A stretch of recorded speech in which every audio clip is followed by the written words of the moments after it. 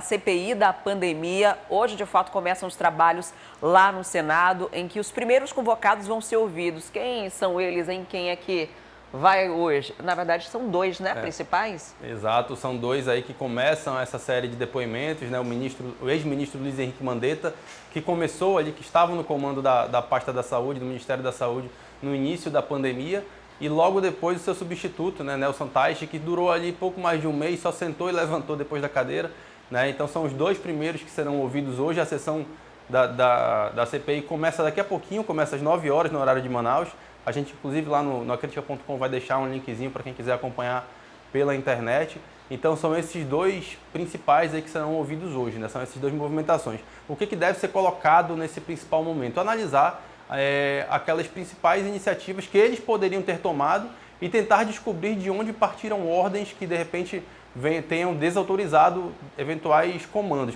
Por que eu falo isso? Os dois são médicos, né? E os dois, em algum momento, enquanto gestores ali da pasta da saúde, se mostraram contrários a medicamentos que não funcionam. Naquela época ainda nem se sabia de fato se funcionava ou não, mas não havia nenhuma comprovação científica da eficácia. Então eles se mostraram contrários em algum momento e houve uma briga interna ali no próprio governo.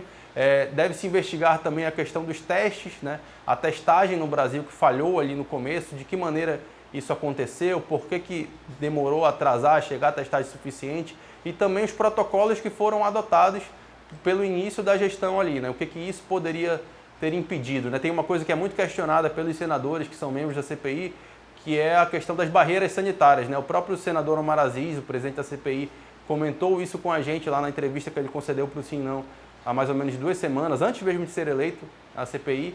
Ele questionava muito esse ponto, né? Por que o Brasil não adotou barreiras sanitárias? Vários países fizeram isso. Por que não fecharam ali as entradas do país, entrada e saída, para evitar, né, essa circulação do vírus, né, a circulação das pessoas com o vírus? Então, essas condutas iniciais devem ser abordadas hoje, né, devem ser colocadas pelos dois. A previsão é de que o Mandetta seja ouvido por volta das 9 horas, inicia agora às 9 horas, e o Teich por volta das 13 horas no horário de Manaus. Tem um ponto que é importante a gente citar, que eles são ouvidos na condição de testemunhas, né? Então eles não são meros convidados.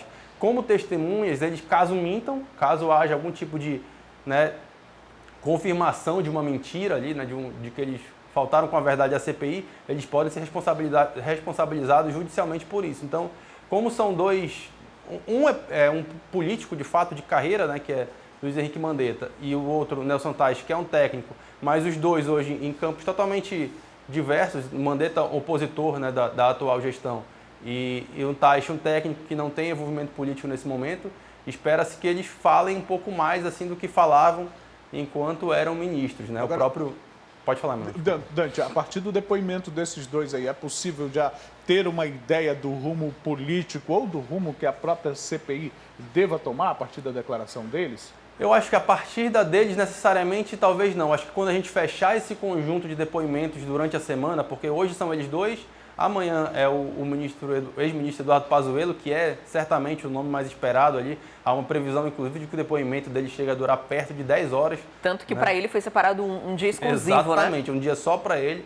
A quarta-feira é só dele. E aí, na quinta-feira, a gente vai ter o atual ministro, Marcelo Queiroga, e o diretor da Anvisa, o Barra Torres. Então, depois dessa semana e dessa sequência de depoimentos, porque um está muito atrás do outro e a ideia é que um feche o quebra-cabeça, né, do outro, aí a partir daí pode-se ter algum tipo de entendimento dos próximos passos. Tanto é que a agenda da próxima semana não está montada. Existe uma intenção da CPI de já chamar na próxima semana o Fábio Weingarten, que foi secretário de comunicação do governo Bolsonaro, e quando saiu, criticou a gestão de Pazuello, afirmando que as vacinas da Pfizer não foram adquiridas antes por incompetência, né? Então existe uma expectativa que ele e a presidente da Pfizer no Brasil sejam ouvidos na próxima semana, mas isso só será votado depois dessas oitivas agora, dessa semana. Existe uma intenção, inclusive, esse comentário foi feito ontem no programa Roda Viva da TV Cultura, que o senador Omar Aziz participou, de que sejam tomados pequenos relatórios ao longo desse processo da CPI, né? Que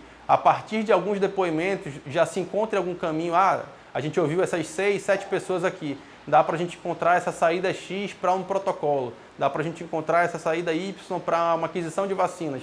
Então, esse tipo de pequenos relatórios e pequenas conclusões ao longo do processo, para não esperar aqueles 90 dias, aquele tempo todinho que a CPI costuma levar, é uma alternativa que está sendo estudada também pelo colegiado da CPI. Gostou do vídeo? Vem ver mais no nosso canal.